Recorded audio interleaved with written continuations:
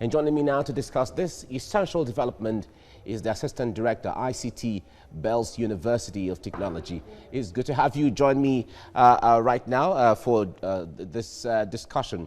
Now, let's look at the issues of internet penetration. Now, how well off does this spell for Nigeria? Because they've been talking about or celebrating the increased number or percentage of internet penetration. Well, thank you. Thank you for having me. Yes, it's a good sign. It shows that there is progress in the accomplishment of the government's ICT roadmap.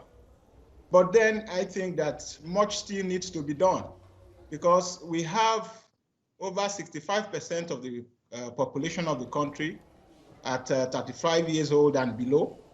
And that implies that we can't say from that figure how many of these youths or young men and women are actually having this access to the internet.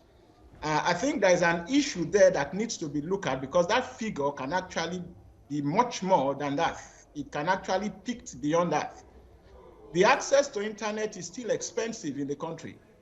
And there are many young people that have come to the awareness what they can do online. The COVID-19 pandemic had brought that awareness that a lot can be accomplished online. Many organizations, institutions have gone online for business. But one of the problems now is the fact that the cost of access to internet is still on the high side. So I think government may need to look at what to do to bring down the cost of access. Because if you look at the poverty situation in the country, quite a lot of Nigeria are still in the poverty region.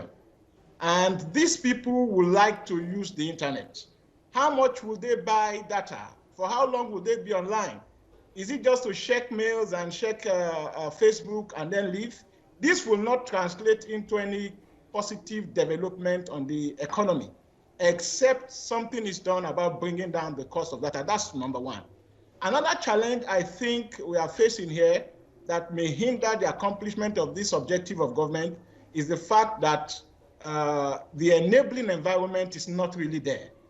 How many people can afford to run their generator, to be online, to do business, or to do something worthwhile for long? That is a major challenge. The telecommunication industries, companies would justify the fact that their prices are high because they run fuel, run generator to sustain keep their base station running.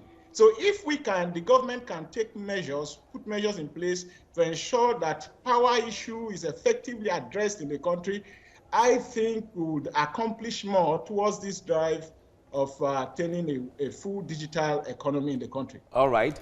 Joseph Ezike, Assistant Director, ICT, Bells University of Technology, thank you very much for talking to us. Okay. Thank you for having me.